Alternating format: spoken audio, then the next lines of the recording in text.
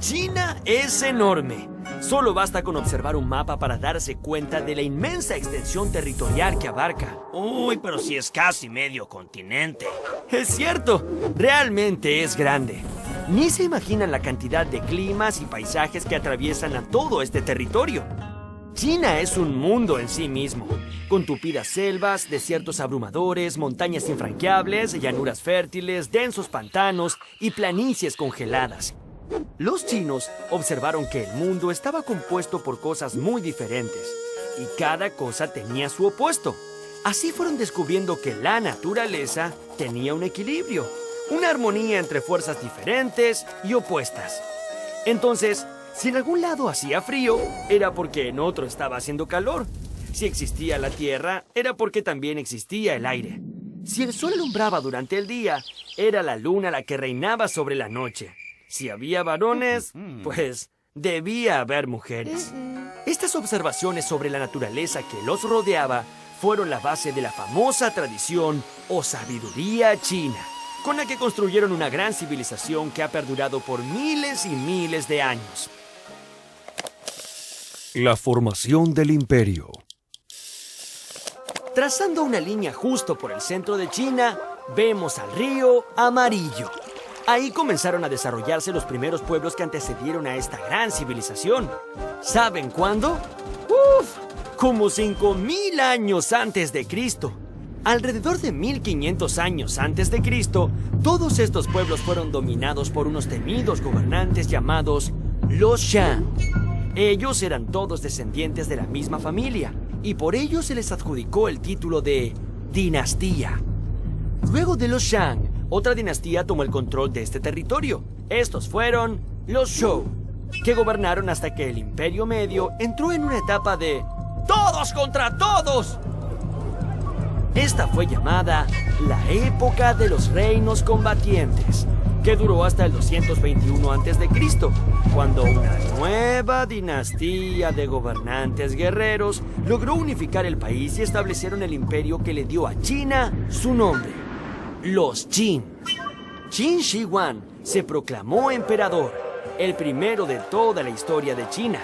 Era considerado hijo del cielo. Nadie podía discutirle nada y su poder era considerado mágico. El señor de los hombres no podía jugar, no cantaba ni reía.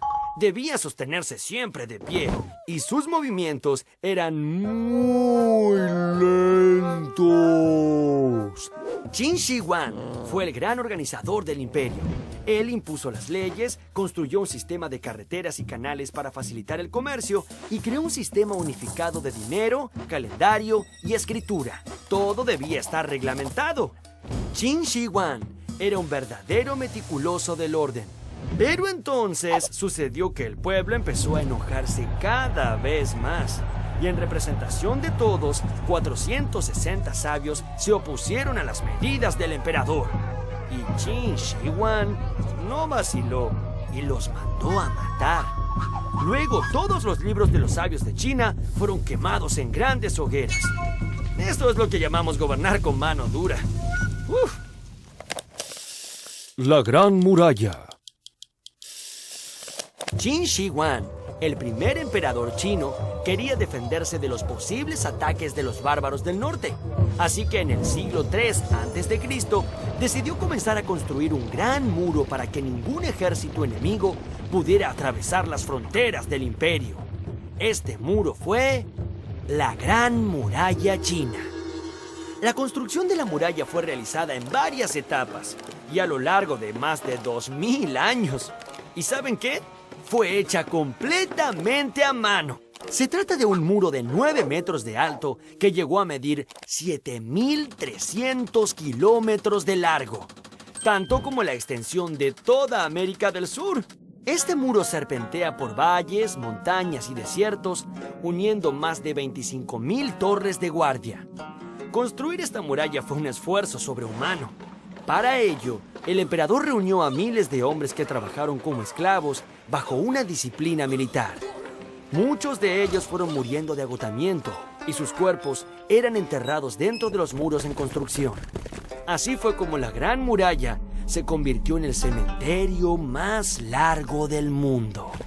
La muralla sirvió como defensa, pero también ayudó a la unificación del imperio, ya que por encima de ella se extendía una ruta por la que era posible viajar de una punta a la otra del imperio. Así, muchas caravanas de comerciantes podían transitar y vender sus mercancías sin temor a ser emboscados por bandidos ni ladrones. Transitar por estos lugares ahora es tranquilo.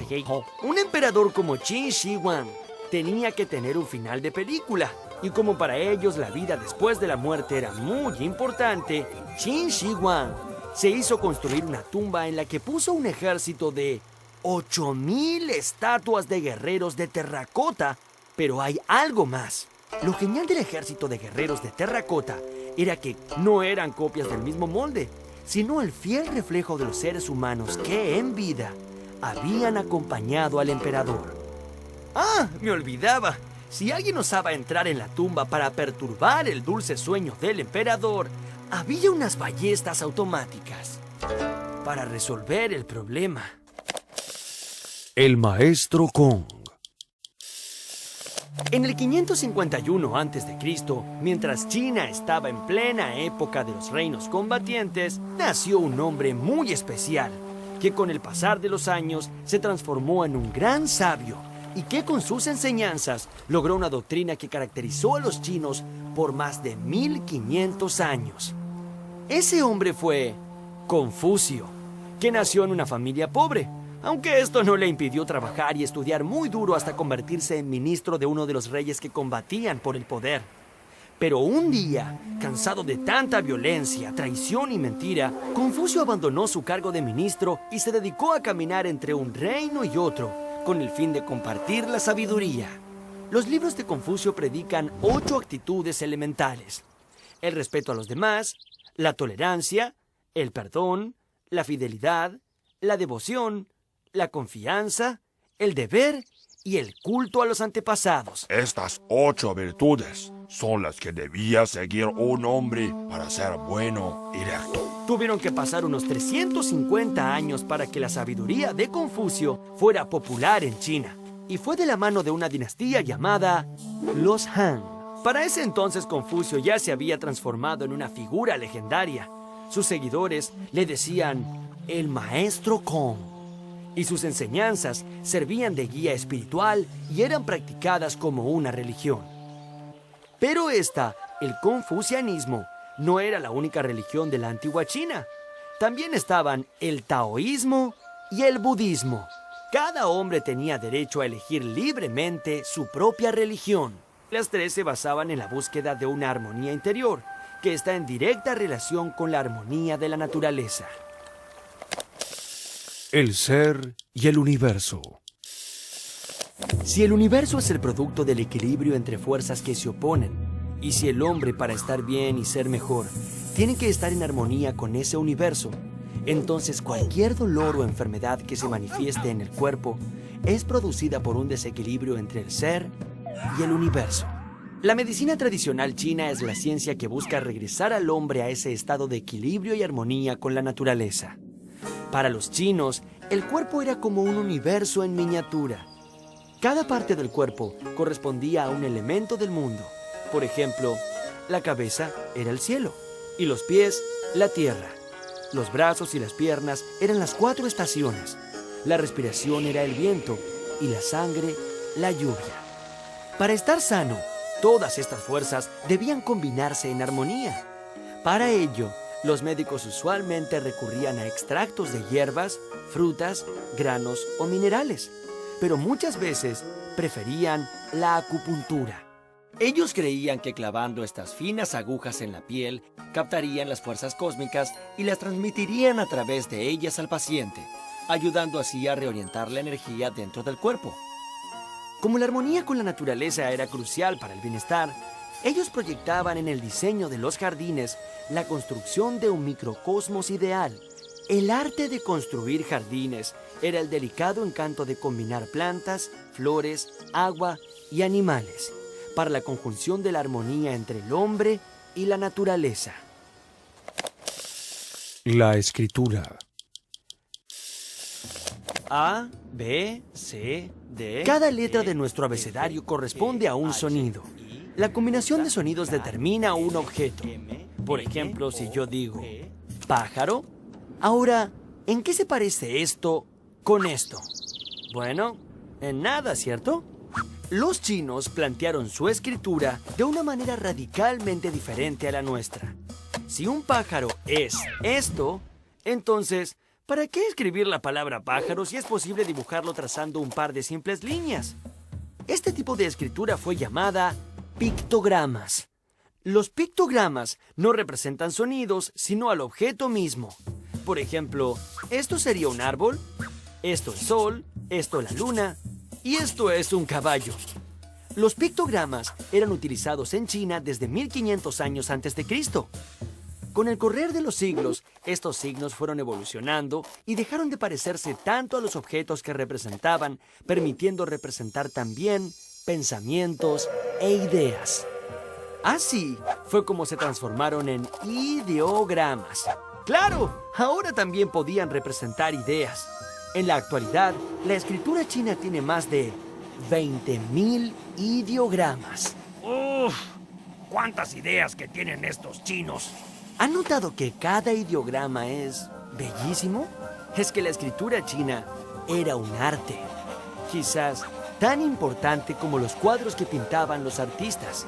Tanto el escritor como el pintor buscaban lo mismo. A través del trazado de líneas sobre el papel de arroz, procuraban captar la esencia o el espíritu mismo de las cosas. Los inventos. Disculpe, ¿me podría indicar si falta mucho para el Polo Norte? No, el Polo Norte ya pasó hace rato. Si no fuera por los chinos que inventaron la brújula, esto hubiera pasado muchas veces. La primera referencia a un buscador de direcciones está en un libro chino editado hacia el año 1040. En él se describe una aguja imantada sobre un trozo de bambú que flotaba en un recipiente con agua. Es que los metales que adquieren la propiedad de los imanes siempre apuntan hacia el norte. Los chinos inventaron el papel. Y como si fuera poco, también inventaron un sistema para imprimir tinta sobre él. O sea, la primera imprenta. Los chinos fueron realmente muy ingeniosos e inventaron muchísimas herramientas y elementos técnicos y científicos. Por ejemplo, inventaron la pólvora.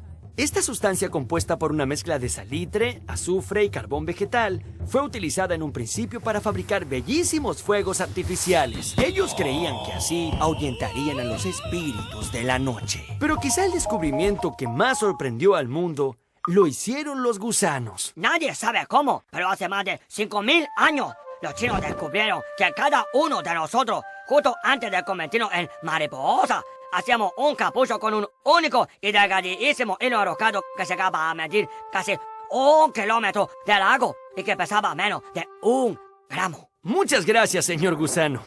Este era el hilo de la seda, que era desenroscado pacientemente por las mujeres chinas y con él elaboraban una tela liviana, suave y muy delicada. Tan especiales eran las prendas hechas con seda que a ellas se les adjudicaba un valor mágico. Durante siglos, los chinos mantuvieron el secreto acerca de la fabricación de esta enigmática tela. Esto les permitió hacerse muy famosos y esa fama dio vueltas por todo el mundo. La ruta de la seda. En el año 138 a.C., el emperador Wu de la dinastía Han envió un embajador al encuentro de los pueblos de Occidente. Este salió de la capital del imperio en dirección oeste junto con escoltas y un centenar de comerciantes chinos. El largo viaje fue un éxito y a su regreso, los comerciantes trajeron a su emperador valiosísimos artículos. De este modo, se abrió el interés de los chinos por el intercambio de mercaderías en toda Asia Central y Europa. Pronto esa ruta empezó a ser muy frecuentada y todos los comerciantes se encontraban en el oasis de Kashi. Esos largos viajes obligaron a los comerciantes y artesanos a relacionarse con hombres de costumbres muy diferentes. Los romanos se sintieron tan impresionados por esa tela que la compraban a precio de oro. Desde ese momento, la ruta pasó a ser conocida como La Ruta de la Seda. A mediados del siglo XIII, en plena Edad Media, el mundo conocido por la cristiandad no iba mucho más allá del actual Oriente Medio. Cuentos sobre monstruos y dragones hacían que muy poca gente de Europa se aventurara más allá del árido desierto de Arabia. Uno de los viajantes aventureros de esa época fue un comerciante veneciano llamado Marco Polo.